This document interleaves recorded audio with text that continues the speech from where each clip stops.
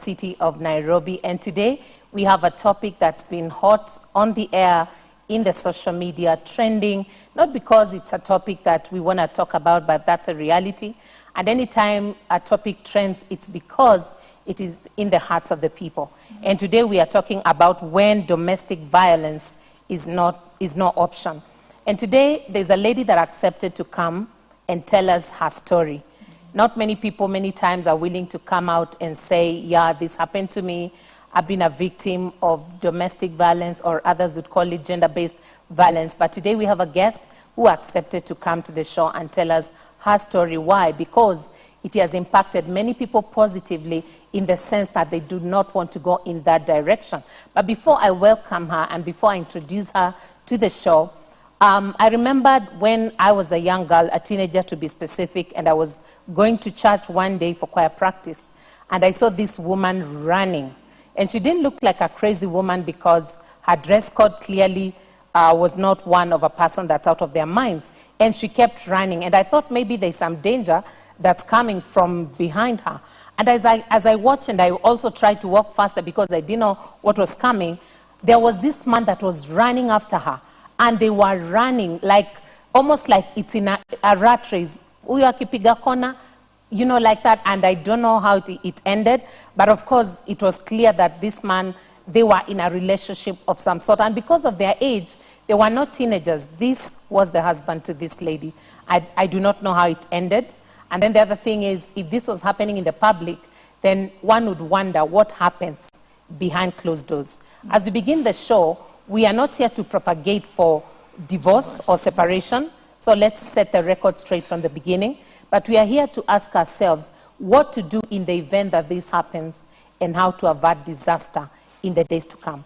And so I have in the show today Joan Aluse, who is not just a gender-based violence ambassador, but she's also a teacher, and she's going to tell us an entrepreneur in the business of education, because education is also business in one way or another. And she's going to tell us more about herself as we move on.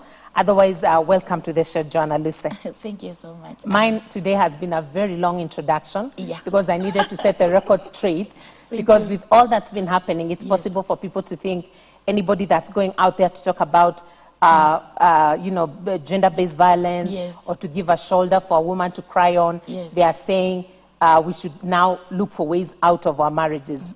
I don't think that's the agenda today. That's not the agenda. So welcome to the show. Thank you so much. Tell us a bit about your teacher side first, and if you're a mother, are you, do you have children? And then now we can talk about the journey of how you became an ambassador.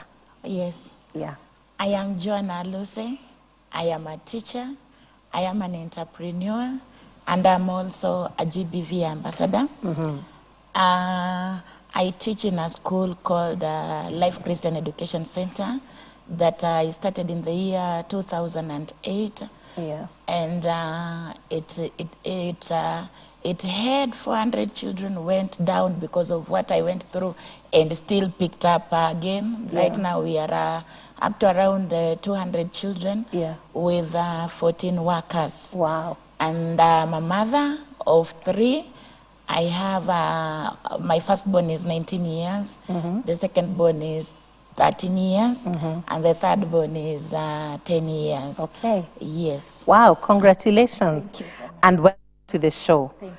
I mean, many businesses obviously were affected during the COVID era. Yes. And thank God you're picking up the pieces. Thank you. And if you are at 400, believe you me, Yeah. you will even get to 800 and beyond. Amen, amen. In days to come.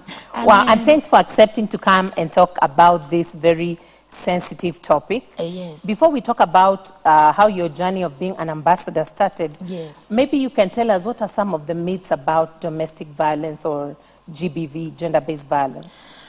I've come to realize that there are so many myths surrounding GBV. And most of the people take it just casually, or is just something normal.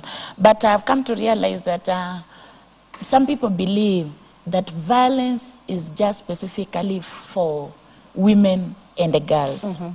But that is very wrong. Violence happens even to men. There are men who also go through gender-based violence. and some of them just keep quiet because of what the society or the culture has taught them on what to do. Also, people believe that gender-based violence happens only to a certain status of people. Maybe those people who are they are not economically empowered, maybe from the poor background. But GBV happens to everybody, whether you are economically empowered or you are not economically empowered. It happens to anyone. We have seen people who are financially stable. We have seen also the poor who are also being affected. And then people believe that gender-based violence is just about the physical. It is not about the physical.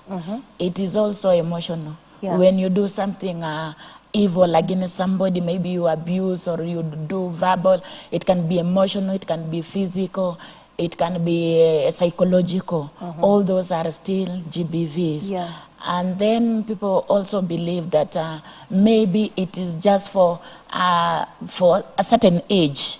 We find people say maybe those people who are affected by GBV are the ones that are still young in marriage and all that. But we have seen people who are also 60 years in marriage and they still go through the GBV. We have seen other people say that GBV, it happens to a certain community. Maybe if you are coming from Eastern or you are coming from Western, those are the people who can go through GBV. But I've come to realize that everybody can be affected from any race, from any culture, whether you are coming from Kenya or you are in America or anywhere, GBV happens to nearly everybody. And then people think also that men have a right to beat their wives.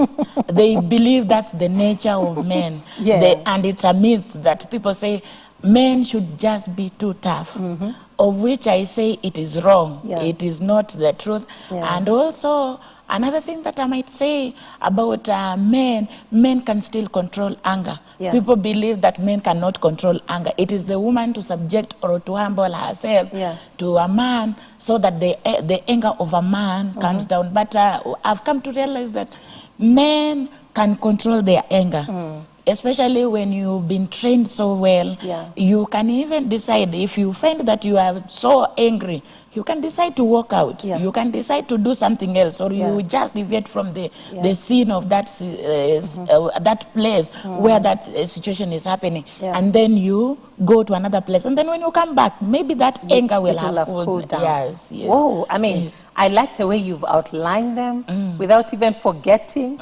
You know, gender-based violence has nothing to do with age in terms of the number of years you've been married. It has nothing to do with particular communities in Kenya. And I believe what I heard you say also, it's not about the social class. It is not about the social class. We have even people that are, you know, high flyers, people with a lot of money, but they're also affected by that. We also have the poor. But I've also seen another aspect of, you know, this GBV story that just came up as you were talking. And nowadays we see a lot of videos. And many times the videos that tend to trend are when the woman actually, like there's one I saw that she had been trained in karate, and the man was actually trying to throw a fist at her. And then the woman did this move, and the man went down. Now, if it was the other way around, I'm not so sure what the reaction of the public would be. But this woman was a real fighter. In fact, I saw the video yesterday. And I looked at it and I said, first of all, this didn't look like they were acting. No, they were not acting. This were not. It was real. And I'm like, from what I thought. And I thought to myself, first of all, the person who was taking the video, what was their motive? Should they not stop the fight? But it seems like we are in a world of, let's see what's trending. Let's see who is beating the other more. What would you say about that? I even saw the video too, and I saw the comments. Some people were saying these are all boxers. Oh my goodness. Yeah, that was somebody asked, why couldn't the man try before going to hit the woman? And there are things that happen. But To me, I don't think if it is a good thing in the society, especially when it is done openly. Even if it is in the secret still, it is not a good thing that we can say that, these are good morals to the society. Hitting and beating should just be forbidden. It shouldn't be in either way. Whether it is hitting the man is hitting the woman, or the woman is hitting the man, it is still wrong. It is not good.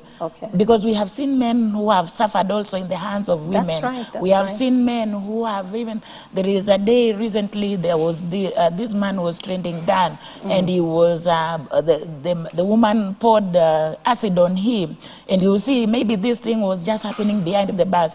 And sometimes people think that now if a man stands up and says that this woman has been hitting me, you become a weakling. This is you not, don't even have a place. You don't have a place in the society. In fact, they keep on laughing at you that how can a woman hit you? And yet maybe you just decided to do that because of your integrity. Some of them they just decide not to hit back at a woman because of the integrity or what would be the outcome. So to me, I would say to both men and women, they should not celebrate when somebody is being hit, beat or hit. One should try as much as possible to bring peace, to become like an arbitrator. You become, it doesn't matter. It doesn't matter whether it is a man being hit or a woman is being hit. You shouldn't celebrate about it. Okay, and I think the viewers are listening, and especially those that are fond of taking those videos when guys are fighting, and after you have had your 30 seconds, now you put it aside and decide, do I help them separate? And sometimes the damage can have gone too much. Now let's get to your story, because clearly you have a story, and that's why you decided to become an ambassador against the GBV. So could you tell us a bit of how you got into the marital institution, maybe when you got married, and like all young girls, you had the hopes of the best marriage until death do us part. Exactly. I was a young girl, very dedicated to the work of God, of which I still do today. Amen. And I used to go to church, morning prayers, evening prayers. So there is this day that we had a kesha in our church, and before the kesha started, there were a group of young men seated just together. There were around 4 men, and then one spotted me and called me. And he asked me my name. So I told him my names. But he told me, no, you have not said it clearly. I repeated again the names. And he asked me, no, you have not said it clearly. I said it, and I added the word, I'm born again. He insisted that I have not said it clearly. So for the 4th time? Yes. And I saw this man is disturbing me. And then I moved out from the place where they were seated. And then I went sat just behind the pulpit, and I started praying. So I marked this man because of him being too insisting, inquisitive. So when I went out after the kesha, in fact we stayed just for like a month, and then I met him again. And I remembered him. He had disturbed me during the kesha. Though he noted me and I greeted him. Then from there he started introducing himself, trying to know where I come from and all that. And he would visit me in our church and all that, at my place of work. By that time still I was a teacher. I had just started doing the work of my teaching career. So he started coming, and now I started changing the perspective of him being a rude man or a very inquisitive man, because I started seeing him as a man who knows the word of God and all that. So in that process, we just fall in love with each other. And we started the journey of courtship and marriage, of which it took us like 3 years in courtship and marriage. And then later on is when we got married. Though my church pastor was against it, he wasn't happy about the relationship. There were things that he was saying, maybe, I think in the spirit, I don't know how. In the spiritual realm. Yeah, in the spiritual realm. I don't know how it happened, but he was just against it. And I remember that when we started the first committee meeting, the mom, the woman to the wife to our pastor decided to call all girls from our church just to have that mentorship classes. Yeah. So we took the whole night, her teaching us on how we should go about everything. Then after the Kesha, at around 3, we had a guest speaker who was teaching us at that night. So the guest speaker, together with the mom, they called me into her bedroom and they started talking to me, asking me to step down and not to continue with the relationship. But I told them that we have already started our first meeting and we've even called the people for that committee. And Mom kept on saying, no, I don't see if it will work. If it has to work, it will only take the grace of God. So when we came, I continued with that relationship. We came to a place where we had to go for a wedding. The wedding that was not, what do I mean? There was no dowry and there was no certificate for the marriage. Just hold on. So, first of all, your pastor, allow me to interrupt you at this point.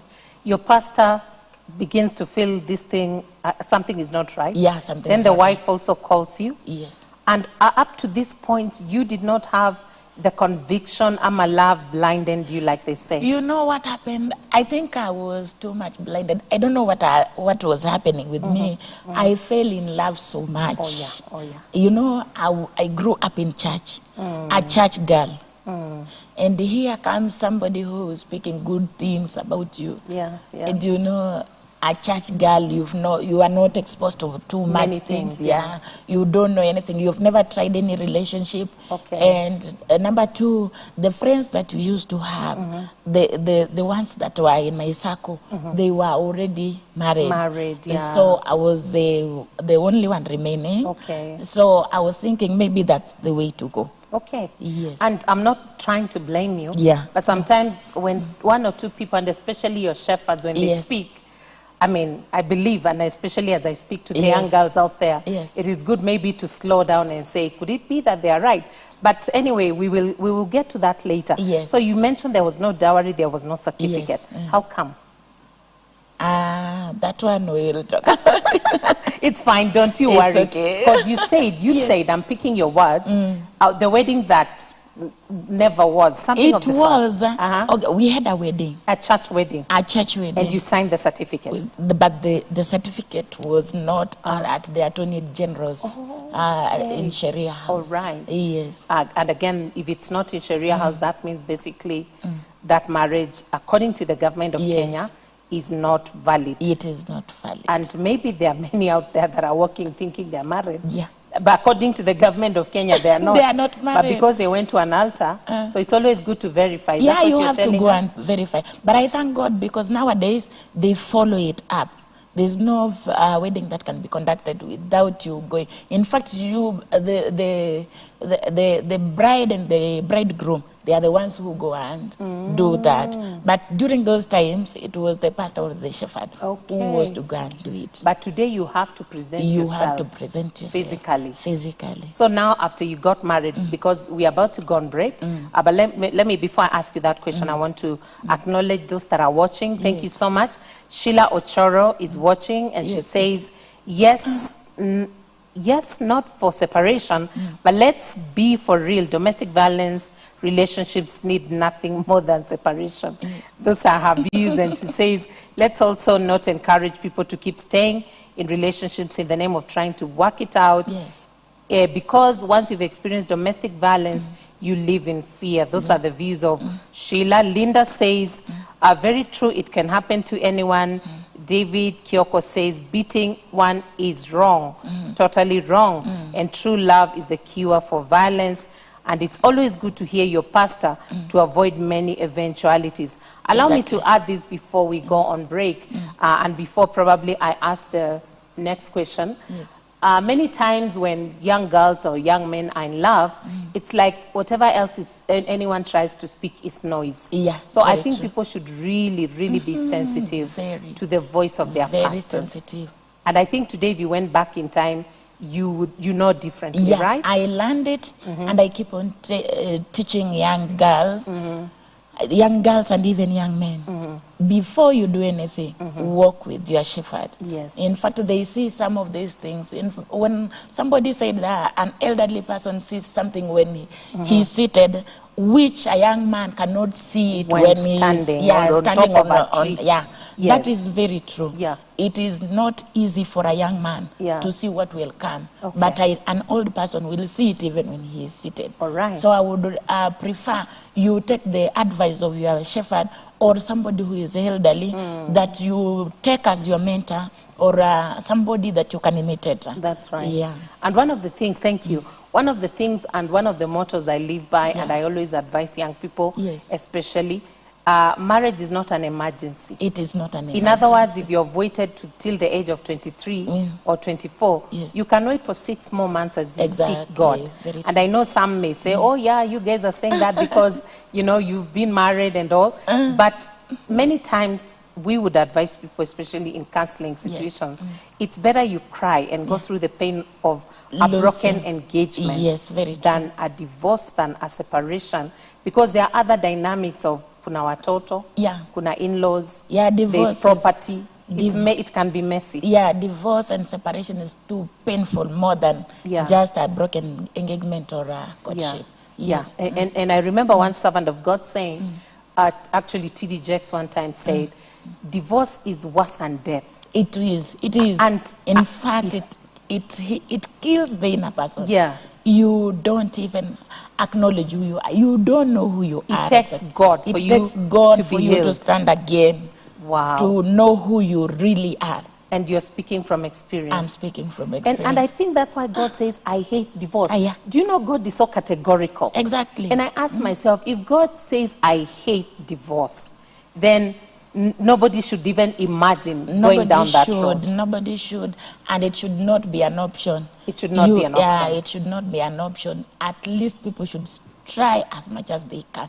To work it out. Yeah, to work it out. We have to go on break. I mean, I don't believe time is moving so fast. Today we have Joan Aluse, a woman of God, an entrepreneur, a teacher, a director in a school that she will remind us the name of the school. And when we come back from the break now, we are going to talk about how she faced the reality that she had to walk out of this relationship. We'll be back after the break.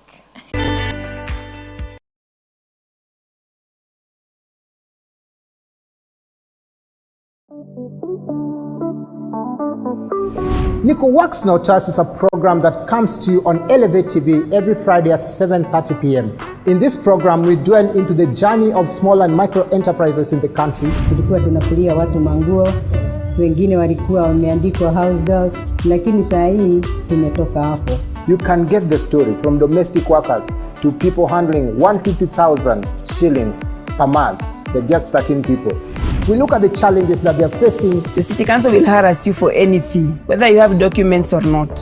Roads, traffic, such things really affect us. And we tap into the opportunities available in the sector. Hiyo unit tulikuwa tunaambiwa tusikue employees, tujaribu tukue ma employers. So nikaamua naweza anzisha kakao kadogo mashinani. So nilikaa nikaona badala niuze gas pekee, nikaanza na vitabu kidogo, books za kuandika na stationery. Nikasoga hivyo, after some time nikaona I still can sell the textbooks. Join me, Colin Sotas, every Friday at 7:30 p.m. on Elevate TV and let us journey together in this show.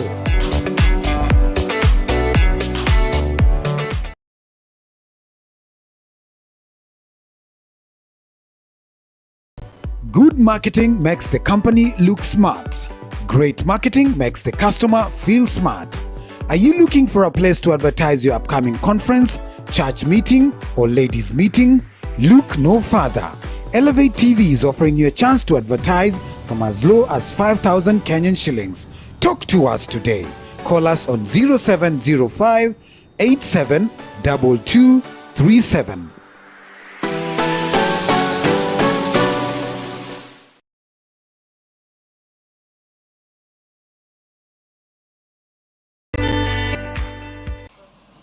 Welcome back to the Morning Digest, the show that tackles different issues concerning women. And today we are talking about when domestic violence is no option it doesn't have to be that way. And of course, we've agreed from the beginning, we are not advocating for divorce.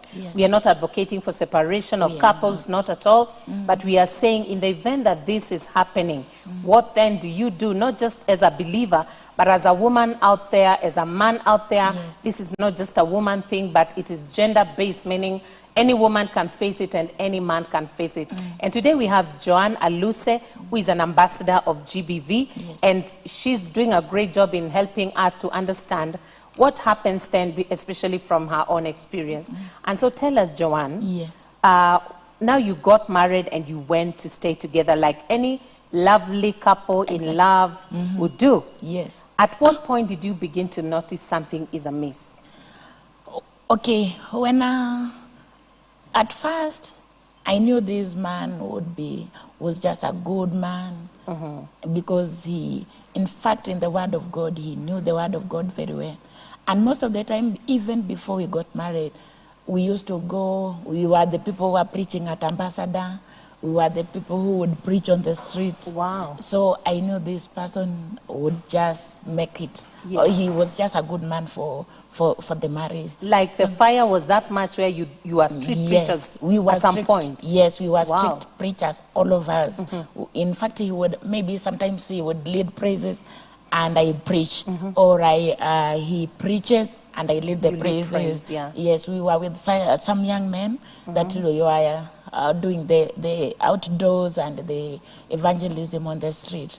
And so when we entered into marriage, and life was not very good at the beginning. And when we went to our counselors, they said, when people enter into marriage during the first years, because one comes from a different background and the other also comes from a different background, for us to come together, maybe that one is what is bringing problems into our houses, because we have to bring different traditions and all that into the same family for us to come into terms. So we decided that we will, let's try it. And we tried as much as we could. And I remember that not once, not twice did our best couple come to sleep in our house, trying to talk to us, trying to teach us, trying to make that relationship work.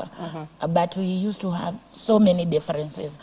And I remember it started with violence, and it wasn't very good. The first time I even contemplated of committing suicide. You know, my mom had told me, I'm the firstborn and I've entered into marriage. And being a firstborn, you are not supposed to retrieve. You are not supposed to go back to your family. You need to set a good example for your siblings. Yes, you need to set a good example for your siblings. Number two, because my pastor had said, my spiritual father had said that this marriage is not going to work, I had to try. And if it is not try, then going back would be very hard. So his words now came back to you? Yeah, his words came back to me. So I was living in this house, but with all those difficulties, but trying to mend the relationship. So I gave back to the first girl, I gave back to the second girl.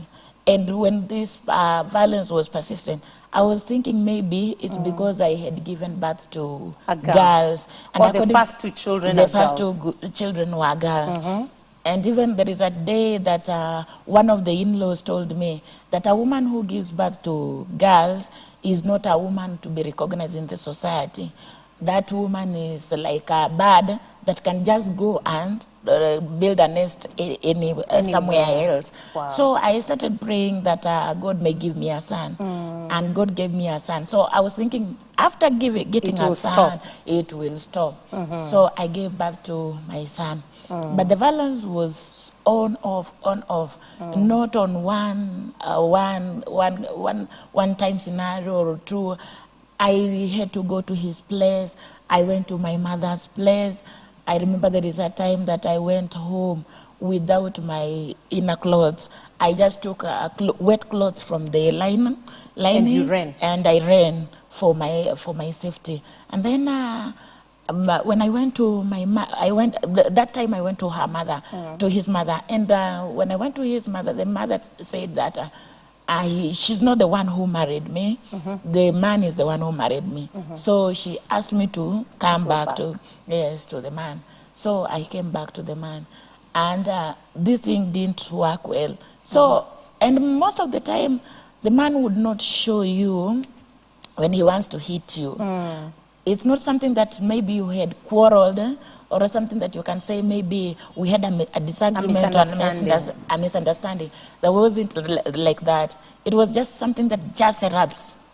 And then he like maybe the food was not warm enough or something? And maybe the food was not warm, and the thing starts just from there.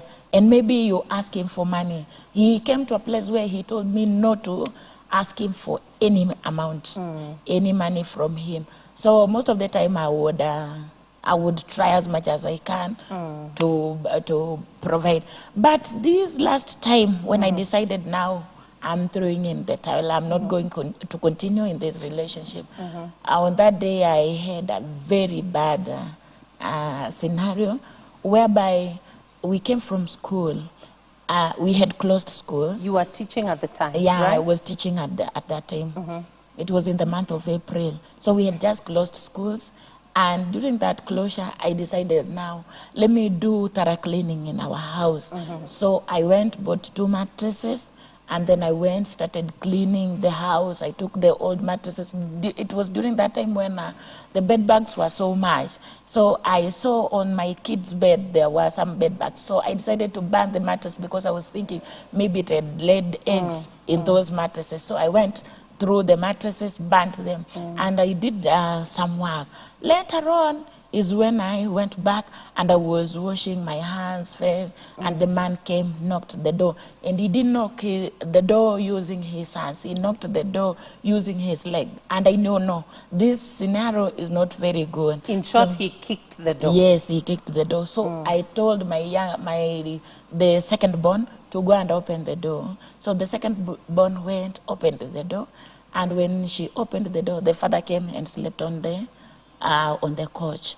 And when he slept on the couch, after coming from the bed, the bathroom, I came, greeted him, and he just responded, but on a low tone. So I asked him, do you have 50 shillings so that I go and buy for you flour? Because my children had rice and green grams for to use for that evening. Ndengu. Yes, ndengu.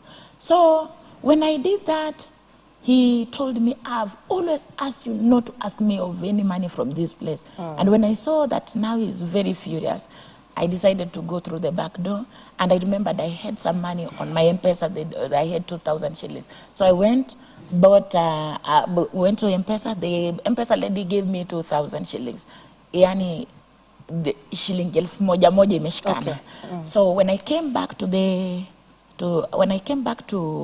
shop, the shopkeeper didn't have change. She started again looking for change. So I took some time. But the shop was just next to our house. So the man called me. My former husband called me. And when he called me, he flashed. He didn't call, he flashed. I saw, I'm just going back. It is just an issue of taking the money, the and then going back. I go back. So when I went back, he was very furious. I prepared the food, gave it to him with the maziwa mala. He took the maziwa mala, gave it to the children, and he ate ugali with the vegetables and went and slept. So I had the liquid soap, and I had to prepare. So when I was mixing this liquid soap, the foam was too much, and the amount of water was not equal to the soap. So I decided, let me wait for the foam to go down, and then I'll add some water. And in that process, I fell asleep on the couch. So he went into the bedroom and he came back and I was asleep. So I had the door bang from behind, and then I woke up from the sleep and I took my phone, tried to press it. He just came, looked at me, and then went back to the bedroom. So when I went to the bedroom, there were 2 things that I was accused of. One, he was in the house alone, and I went outside and I was making stories with my boyfriends. And then the second thing that I did, he's in the bedroom and I'm on the couch chatting You're with not concerned. I am not concerned. So, and in that process, because I had seen the mood was not very good, I told him, kuja pole pole. in that process, he became very furious. He took the scissors, he wanted to stab me. And then I yelled on my loudest voice. And as I was yelling, he dropped the scissors. He started hitting my head on the wall. And my head was swollen. I broke my mandible jawbone. And my kids came to my rescue, my firstborn. And she came, knocked at the door. And when she knocked at the door, the father opened the door.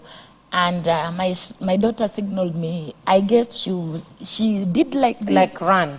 No. Go inside and close yourself in. So that is what I guessed she was saying. So that is how my life was secure.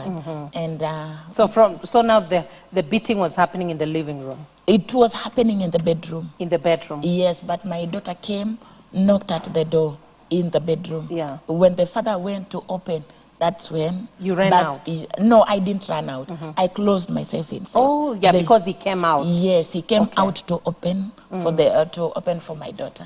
Yes. So one of the things I think you should mention that the man that was beating you is not just a carpenter. He was not just. No, I think you need to tell us that side of the story. Of, Pastor, we had a church, and the church was very big. It wasn't just a small church. It was a big church that had started having branches. And in fact, it was registered, a registered ministry. We were not under somebody. We had already come from people, and now we had our registered. Yes. That was the time when the government was still allowing ministries. Yes, allowing ministries to be registered. Yes, yes. So the man was a pastor at that time. Yeah. In fact, we were ordained and we were commissioned. Yeah. Nakumbuka tuliwekewa mafuta. Yeah, yeah. Yes. For that purpose, yes. So, I mean, this is honestly, okay, first of all, thank God that you came out of it and you moved on with your life. Yes. But after you're beaten, like on a Saturday night, you'd go to church on Sunday and, you know, I would go to church on Sunday. To and during that Sunday morning or during that service, I'm telling you, the praises that the man would pour on me were just too much. He would say the way I'm good, the way I know the word, the way I used to pray for him, and all that. Psalm 31 woman. Yeah. And nobody would even believe that the beatings have been done. Happening. Yeah. Or the fight has been happening in our house. Everybody, in fact, when I left that house, most of the people used to ask me, and the way you loved each other. He was so protective that anywhere that I go, we were together. Okay. And most of the meetings, I wouldn't go alone. Yeah. And he would analyze if it is a good meeting where maybe I will not interact much, then I would go. But if it is just a meeting that I will interact, he would try as much as he could that I don't go. But in the era of mobile phones, you could still interact with people. We could if you wanted to. I mean, seek for help and things like that. But you see, most of the time, he is the one who had given my phone. Oh, yeah. He is the one who used to. What was this one saying? What was this one saying? Okay. Yeah. Okay. So at what point now, after you almost stabbed with the scissors, that's when you decided this is it? Yeah, this is it. Because I went to the hospital, took 2 weeks at Nairobi Women's Hospital. And so you were actually admitted? Yes, I was admitted. I was admitted. And when I came back after the 2 weeks, I remember I had the bandages all over on my hands because they used to induce some medicines on me. And I came back with those bandages in the house. And he stood in between, just next to the bathroom, when I was just headed to the bedroom. And he asked me, why did you allow me to do this to you? And I remember, you are the one who has caused me to go to the hospital. I've been in the hospital for 2 weeks. You have not even asked me where I've been. And now I'm coming back, and still it's like, I'm the one who has done to blame. Yeah. Yeah, you're the one who allowed this to happen. I am the one who allowed that to happen. And it was so painful on me. Who took care of the kids while you were away? He was having the kids with him. Okay. Yes. When members of the church came to see you in hospital, what would you tell them? Nobody came to visit me in the hospital. How come? They were just friends who came, friends from outside, who came and saw me. See, people will ask, where is Mrs. Pastor? One lady who was the chair lady in our church called me. And when I picked the call, I was in the hospital. She started quarreling a woman like you, how can you leave a small baby in the house alone and you've just gone to do your own things? And I just asked her, do you know where I am? And then I dropped the call. Wow. I didn't tell her. So in and then short, another thing, I was also fearing, I didn't want church members to you know. were covering up. Yes, You were covering to know up. that now this is what had happened. Okay. Yes. So tell us about the day you decided. Now you've come back from hospital. Yes. And now the blame is on you again. Why did him asking you why you allowed him to beat you? Yeah. So was it like there were fits of rage that would come upon him, then he would beat you, and then maybe realize, what did I do? Was it that There kind are of a times that I scenario? would even ask him what mistake I had done, but he would just brush it. He wouldn't tell me the mistakes that I had done.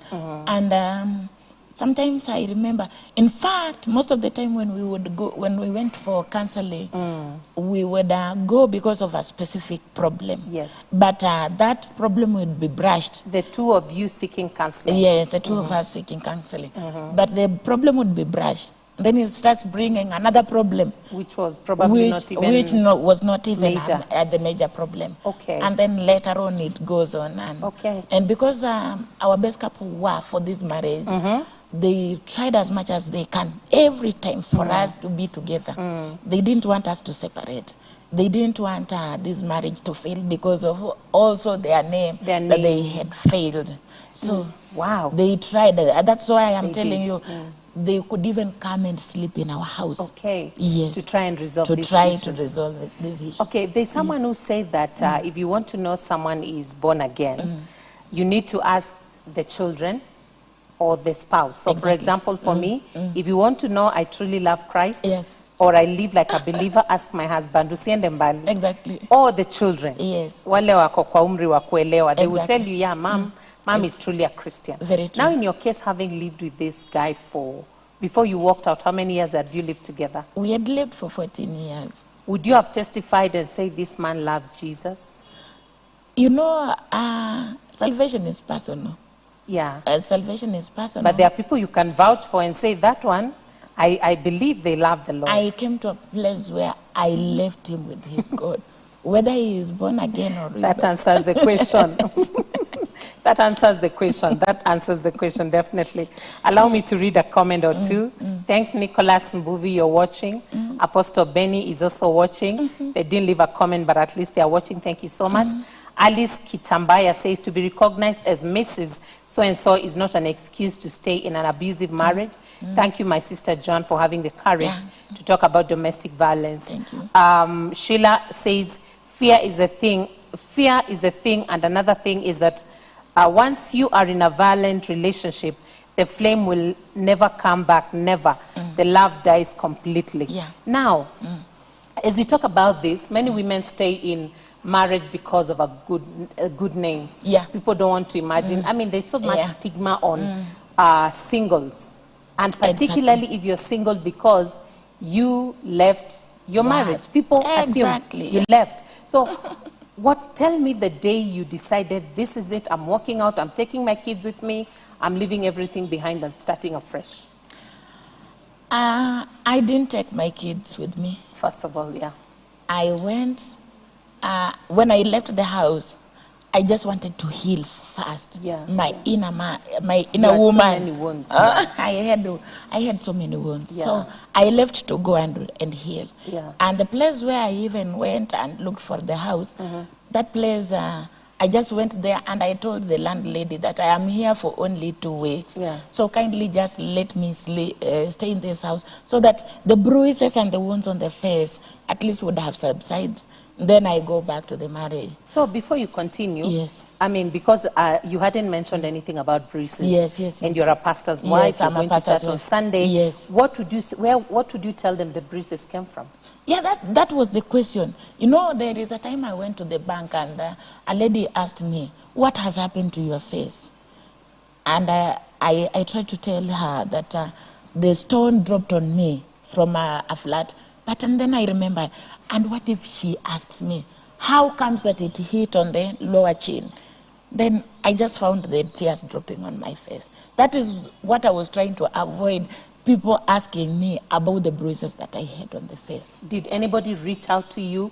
There are some people in Yeah, life there are- that they will seek Yeah, you secretly. there are people who came, and most of them, they were feeling so sorry for me. Okay. Not even my mom came from the rural area, Yeah. just to come and visit me and help me during that time, because it wasn't very good. Okay, what I did later on during that time, for me now to not to be seen that maybe I had done something very wrong, I just posted the photos on my Facebook page, but somebody hacked the account and they deleted the photos.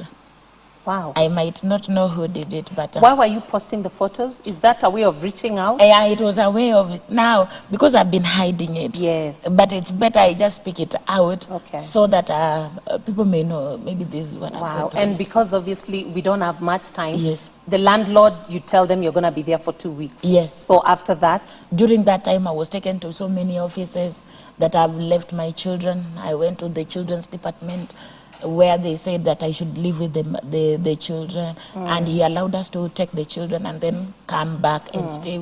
I started staying with them. In fact, I didn't have anything in that house. I only had a mattress that my brother had bought for me.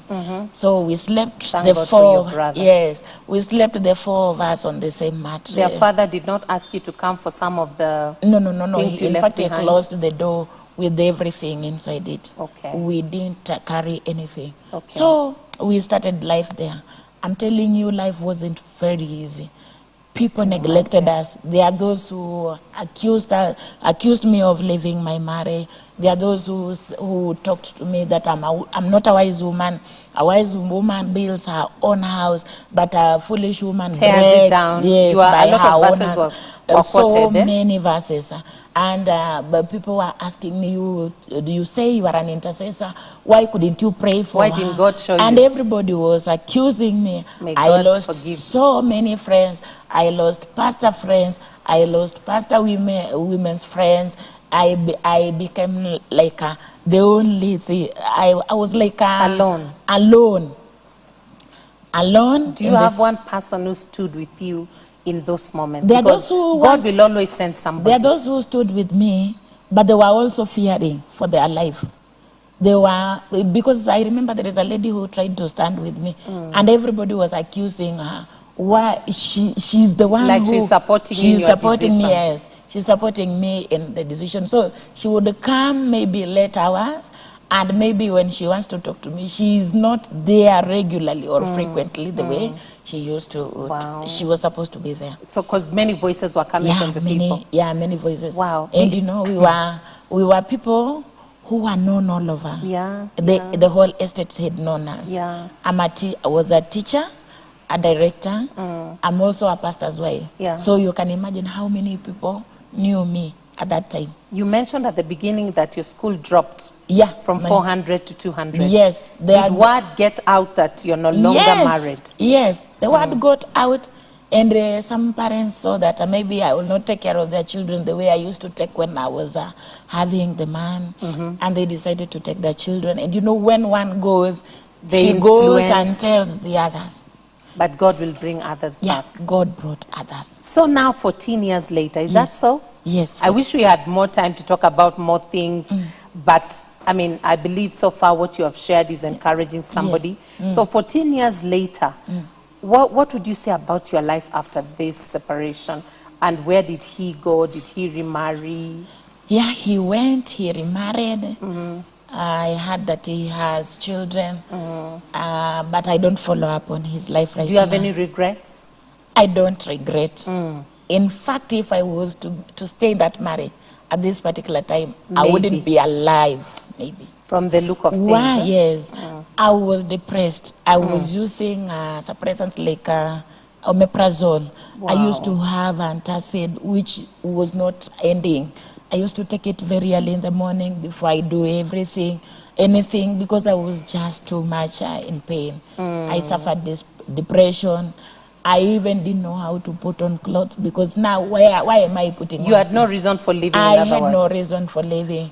I even contemplated. I remembered sometimes that I would just think that maybe if God comes and just takes me, maybe You'd I be just fine. I woke up maybe in the one morning and I'm not there.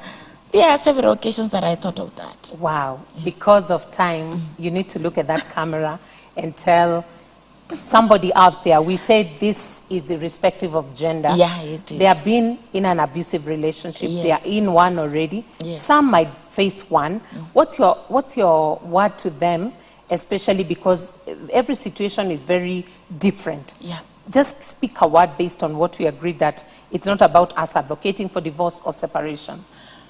To that woman or that man who is going through gender-based violence, one thing that I always tell people, that life is more precious. In fact, we are here to worship God. We are here to display His splendor. We are not here to show how miserable or how desperate we are. We are here to show the world that God is the answer to every problem, and we are here to show the beauty of what God first intended, that man and woman should become one, and they would procreate and display give out offsprings that are going to worship God. Now to that woman that is going through that situation, I would ask you, if it is not working, I'm not advocating for divorce, but it is good sometimes just to take a break and even separate. You can even go sit somewhere, and if the two of you, maybe yule mwingine ajielewe, you can come back together and start raising your family once again. Because one thing that I've come to realize, that if there is some war or gender-based violence in a family, even the children suffer. They drop in the academics. They drop. Their self-esteem is not. They don't feel like a sense of belonging. They find that maybe they are too. What do I say? They reject. Self-rejection. Yes, self-rejection. But to these children, they will also be suffering. So when you are suffering, you are also making another generation to suffer. Yeah. That's the reason why I would say it's better maybe you separate for some time. And if it is not working completely, or maybe because somebody, during that time of separation, somebody decides now to move on with his life, then I might say, then that one you can say, you go for the divorce. Yeah. But to that woman, don't suffer in silence. Yeah. Speak it out. There are people who can help you. There is always an angel strategist somewhere who is ready to help you. Yeah. Like me, there are people who have stood with me later on, people like Diana, Kamande, there are people like Crew who have always stood with me, helping me to stand up once again. Yeah. And we are the way we are. There is always one angel who will stand with you at that particular time when all situations or everything has hit the wall. Wow. And to men, I'm saying, don't hit your wives. Yes. These are people to be loved. These are people to be cherished. In fact, when you love your wife, she automatically becomes submissive. Wow. Yeah. We have to bring this to a stop. I mean, Joan, you are loaded, and no wonder you're an ambassador in this. Please write a book, vlog about this. Speak positively to women and men alongside, and help somebody stop this. Yeah, As we finish, please allow me to just read one or two comments because time is not on our side. Dodia Penny Caster says, an amazing discussion. And someone says that it is unfair that we have pastors who abuse their wives. It's very painful. I would propose that such pastors should resign and probably seek counseling and go to help them from above. We have to end this. Yes. Domestic violence is no option. Joan Aluse has been our guest, and I believe that another time she will come and talk to us more about this, because we didn't even get into the half of our discussion. But we are grateful for whatever it is she has shared. May the Lord bless you. May the Lord keep you until we meet again on Thursday. This has been the Morning Digest, and I've been your host, and David Mungu, awabariki sana. Until we meet on Thursday.